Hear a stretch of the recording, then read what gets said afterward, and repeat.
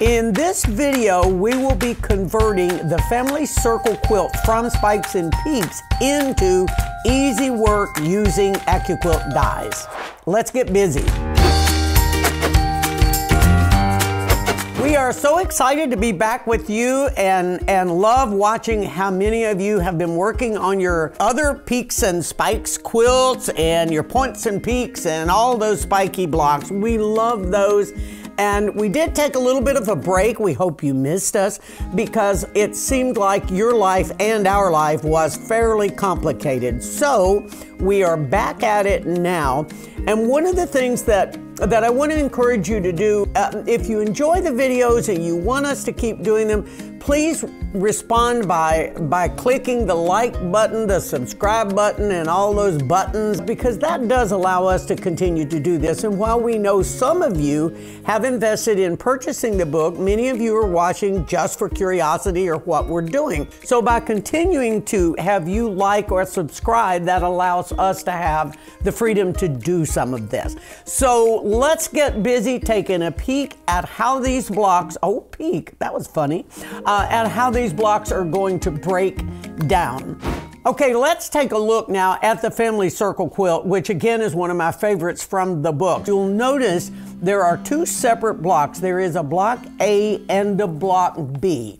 Now, for those of you working from your book, you should be on page 26, and of course, some of the wording is on page 27 as well. When you look at block A, we're making X number of block A's and X number of block B's. And what I'd like for you to do is get your pen or pencil out and let's make some notes next to the units so that you know how to convert this with Accuquilt dies. Unit A is die 2. Unit B is die 1. Unit C is die 8. Unit D is die 14. And Unit E, die 13. As you look at the quilt, you'll notice the differences in the two blocks, but also you'll notice the very last outside frame of this is elements from the blocks to help continue the design of that circle that lives within that star block. So by building that last row, you would achieve that. Okay, now I'm going to pick up my bias triangle unit and I'm going to put a half rectangle unit on it. And if I sew 1,000 of these, I sew them in this same order. I put the right side on the large unit, the middle unit first. And the thing I want you to pay real close attention to is I have cut the bias triangle with the ruler, and then the half rectangle I cut with Accuquilt, because I want you to be able to see the difference in how the notches look. So because Accuquilt cuts that notch off, it mates up perfectly on the bottom side. Then when you line this up on the top side, you'll have just a smidgen over. And that's where your needle is going to drop, is on that corner. And as you can see, the needle sort of straddles in the middle of that. So once I line up the bottom and I go to my machine, I'm going to drop that. And now I'm going to sew. And kind of take your time sewing this. Now you'll see I'm going to come right off on that point. I'm just going to finger press that back. And then I will pick up my other piece that was cut with the ruler, and now this is not going to be notched off, so my needle is going to drop right there. The notch is down here.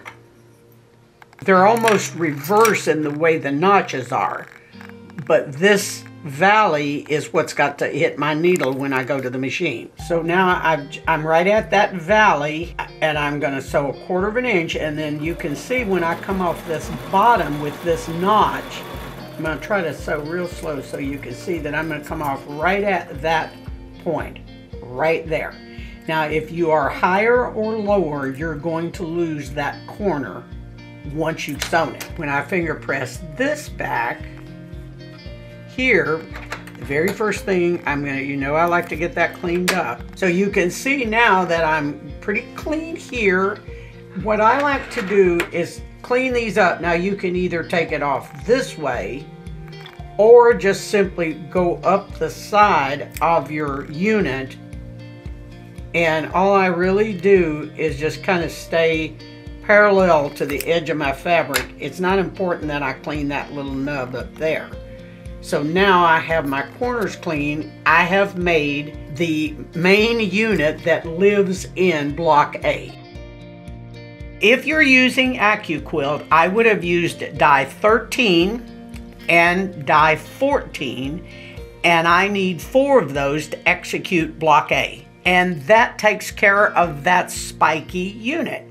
Now, as you look in the corners of block A, I have a basic 4-patch.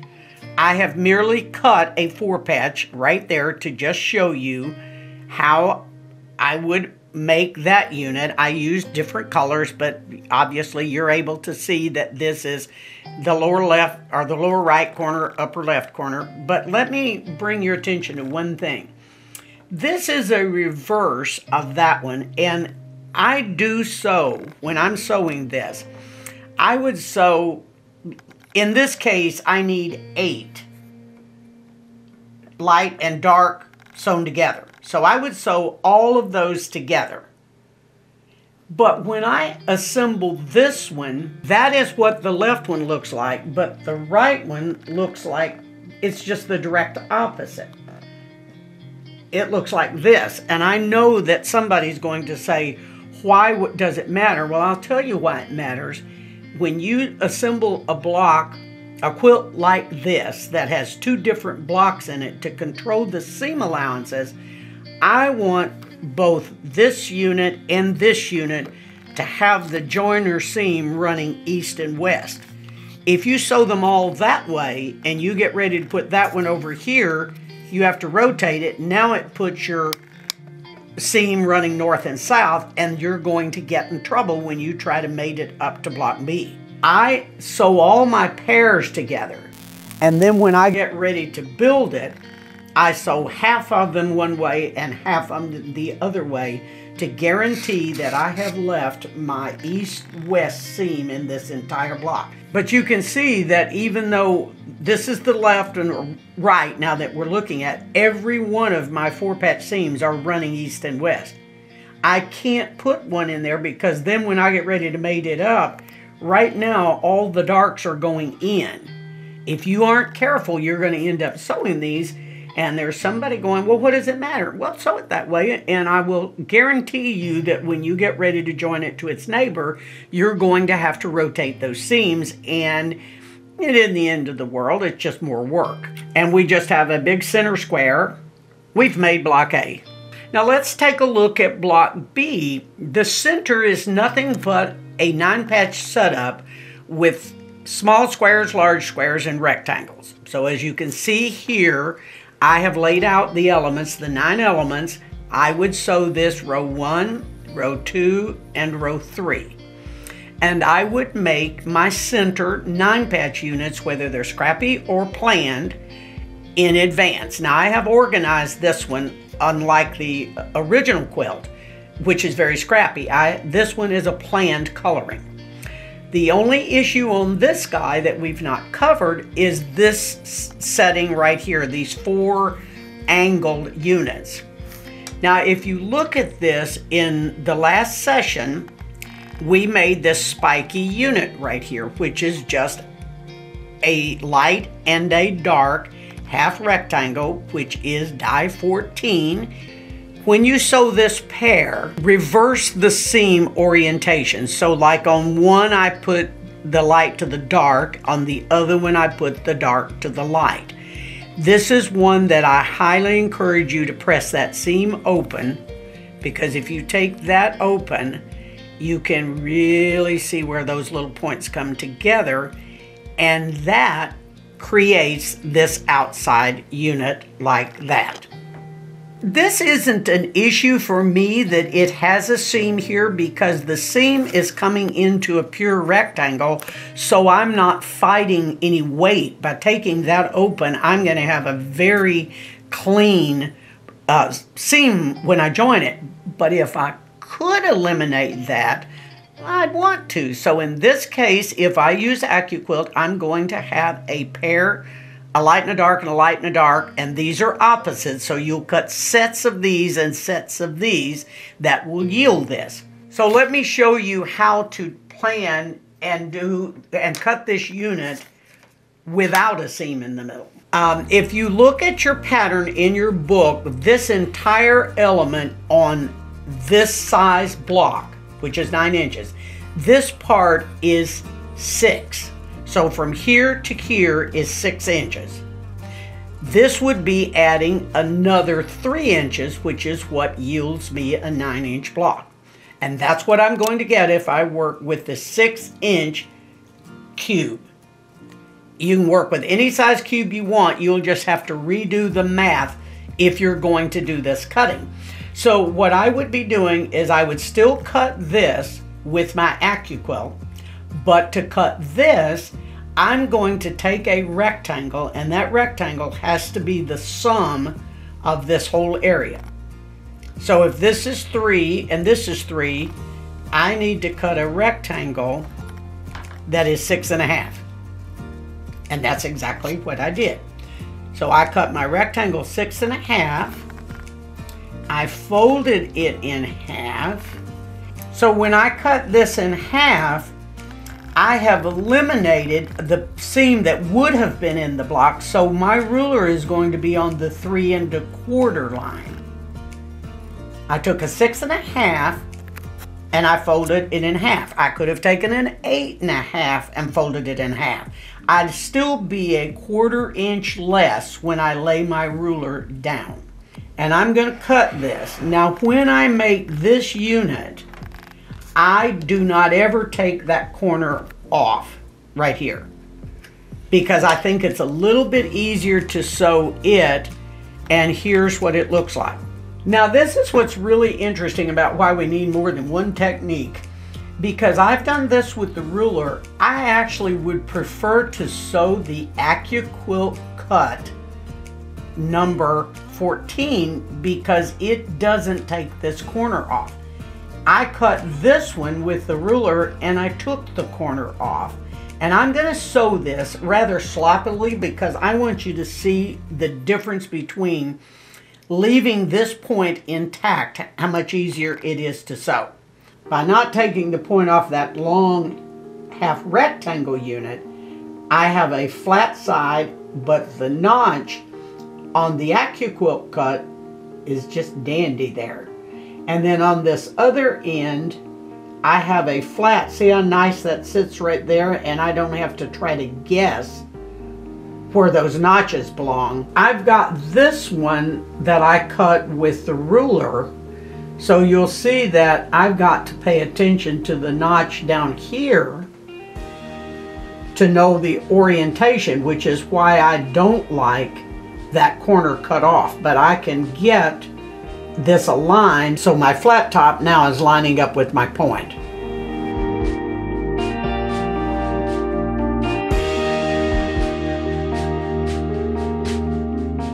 Now because I notched this one with the ruler, do you see how that's kind of iffy on how it looks? See, you're still got your 1/4 inch, but that, if I've notched it, I just think it's more complicated to sew. So if you're using Accuquilt, the top does not notch, so you'd be fine. If you're using the ruler, I would not cut that notch off. So you can see that by the time I sew this, that will not be an issue, but I'll sew to this point right here. This one is done with 4 pieces. This one's done with 3 pieces. I have to use the ruler to do this. I can do this one ruler or Accuquilt, and I can do the wings with ruler or Accuquilt. So it's just kind of nice to know that when you run across this angle, and I use them a lot in the border, and if you look at the border for this quilt, this element is used quite a bit. So sometimes being able to eliminate that seam is a bonus. In the case of this block, it isn't a great issue because you can press the seam open. So if you have made your 9-patch center unit, that's the center of this block, and I have sewn 4 of these units with 4 corner squares, I've made block B. Okay, now if you look on page 29 at the layout of the quilt and start in the upper left corner, I've laid out the first 3 blocks in row 1 and row 2. And because I controlled my coloring here, I want you to look what a great unit I get in this corner, where I get these real spiky elements starting to come in, and I get this path of my print running this direction and then my green running that direction. So by controlling my coloring, I've got a different look that, even though I love the original one, I love the way this work. Okay, and while we're looking at this, I've laid these out. So this seam is east-west, this seam is east-west, this seam is east-west. If you look here, you can clearly see the black seams going to the green, that black seam's going to the white. That tells me when I sew these two together, they're going to nest perfectly. I'm going to rotate this to show you that I'm going to put this in the north-south position, and I will get away with one of them, but then when I get to the other one, I'm going to have them not made up as easy. So I guarantee that I'm going to have these lined up if I do it this way. And because in this case now, this black's going to the white, this black's going to the green. So when I sew these, it's a dream to sew it. And what's really nice, when we wouldn't have had an issue with the center seam, but now I end up with this kind of like this little circle effect. So I took time to make this background color match that background, and I altered the background in block B. That was just a personal choice. And that's one of the things that makes a quilt like this so much fun, is you can play around with the coloring and be as fussy as you want, or just be very, very scrappy and not worry. But I love the way these spiky elements are coming together. Now, if I were to be setting the quilt that I just made, like the pattern on page 26, I would be using my blocks in an east-west row. I would use a block A, a block B, a block A, blah, blah, blah, and depending on how many rows I wanted. Now, you can see that I've used X number of A blocks and X number of B blocks. Now, look at what happens when you set this quilt on point. I think this is a game changer when you decide to take these blocks and turn them on point. Now, as you look at this, I made 9 star blocks in this quilt, which would be block A, and I made 4 of block B in order to set this on point. And it changes a little bit the way the outside perimeter of this. So when you look at my dark green fabric, that was my setting triangle fabric. And when you go into those little points in the corner, you'll notice that design does not continue. But what I love about only using this number of blocks in this, and I look at the quilt, that center purple star then, all that framework around it, I think is just a bonus of what I got by not including any side work. And when you're doing a setting triangle like this, it's very important that you keep your blocks all the same size. So regardless of the size cube that you decided to use. Now, there are some quilts in the Spikes and Peaks book that I did use a ruler, which is called the SideSet Triangle ruler, and it is no longer available unless you can find it in a shop somewhere. But what I'm going to do is give you the math for how you would calculate this if you didn't have a SideSet Triangle ruler and or another method for calculating those triangles. I just drew a square. Who cares what size square it is? Pretend it's just a square, even if it isn't. The way you calculate your math for doing those green SideSet triangles that I used on this, whatever size dies you used or whatever size your block is as it lays on the table, pretend this is your block. So your job is to measure this from a corner to a corner. Now, when somebody says something to me about, I don't understand corner to corner, holy mackerel, hold the block straight and gently tip it and do your measurement from one corner straight across the diagonal to the other corner. So it's one size as a square, but as an on-point block. For example, a 12-inch block finished, on point finishes 17 inches. So you have to know that your math must be done on the on point. So what I'm going to do is measure that on point, whatever it is, add 2 inches, cut a square, and cut it twice. There is your 4 quarter square triangles, which is what the side of this is. So that's how you calculate, and yes, it oversizes. Yes, it is one of the times that I don't mind if that element is a tad larger, because it allows me to have some float in there if I need to, and to trim this up. For the corner, it's actually half of that. So it's to this measurement right here. So if you're making your corners, that's going to be half of that, for example. That, and I still do the plus 2 inches, cut a smaller square, and I only cut it once. So I would need 2 squares cut in half to yield my 4 corners. There's a math expert out there somewhere who's going to tell me what the pi r squared times the hypotenuse of the whatever that's going to calculate this. I know all of that.